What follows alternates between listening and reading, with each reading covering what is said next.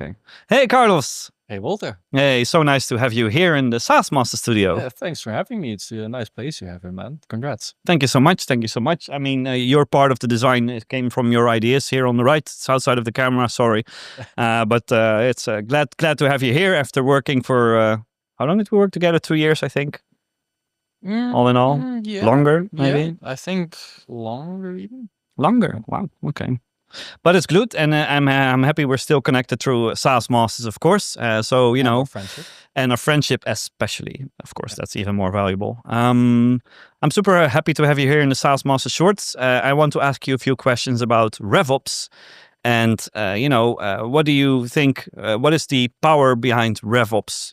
What do you think? Is it an IT job? Is it like are you the system integrator, or what do you think RevOps means to you? Yeah, it's funny because the last two things you mentioned is what some people believe that it is, that you should be some type of coder that builds custom integrations, automates everything, and that's it. But that's one of the skills that you need to have. I'm not saying every revenue operation person, because you have specialists, you have leads, whatever it's called.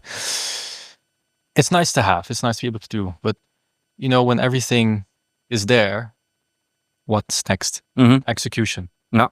I think RevOps is a combination of many things, including these two things. I think RevOps is an enabler for your sales, marketing, and customer success organizations to work as one revenue organization all together towards the exact same goal.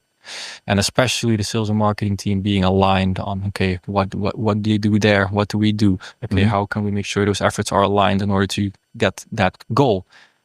Get as much revenue in with doing as little, basically. You want to do as much as you can, but you want to be as efficient as possible. So I think sales and marketing should communicate. They should share their data.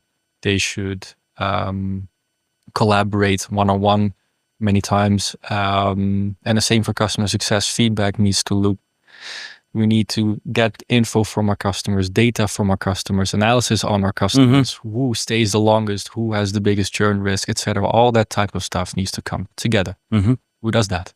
RevOps. Okay, that's a very nice answer. So, but do you facilitate that by means of facilitating weekly meetings? Like, let's have a weekly meeting of sales, marketing, and customer success, or they're like, how do you bring that knowledge together? How do you make sure that the stuff that happens in customer success reaches sales? What are like practical things you can do? Yeah, I mean, one of the practical things we've recently done, that's not for customer success, but that's not for marketing. Of course, the marketing data sits in marketing tools, but there are some solutions out there that can get marketing data in the tools that you need sales to work in. Like recently we implemented a tool called Fibbler. Shout out to them. It's quite cool. It gets the LinkedIn ad data into HubSpot. So what we can now do is we can build direct sales outreach campaigns, or whatever you want to call it. We can basically signal you, Walter, if you're an AE, like, hey, we've seen that one of your companies that you own has engaged with our ads in the last 7 days, now you're aware of that. Let's pick up the phone. Let's do something.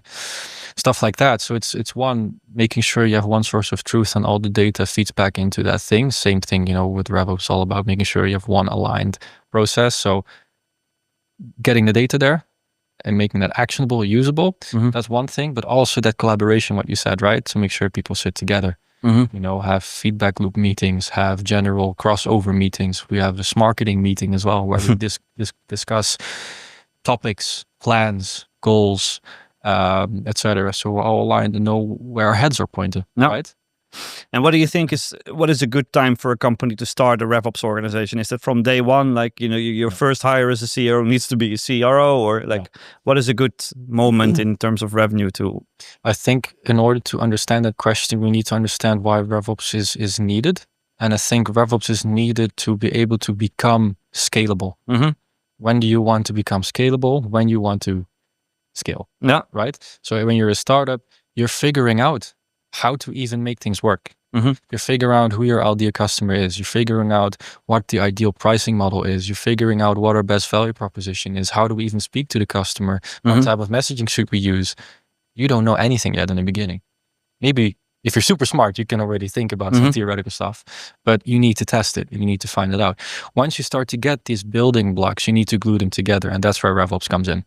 That's when you become more strategic. That's when you are applying practices that are proven to work and then bringing them together and optimizing them. Yeah. Further optimizing things that exist and work, right? Yeah. So I would say definitely when you're in the scale up phase. Okay. Because then it makes more sense. You want to grow. You're getting that money to fund. Then you need strategy and the foundation to be able to support all of the growth plans. Okay.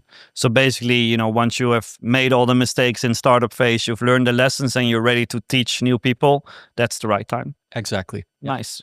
Well, this is a short interview, but thanks so much for your inspiring words, man. And I'm glad you're part of the SaaS Masters Crew, and I know you're killing it at Unium. So congrats on that. And I look forward to the next chat. Yeah, thanks so much. Thanks for having me. My pleasure.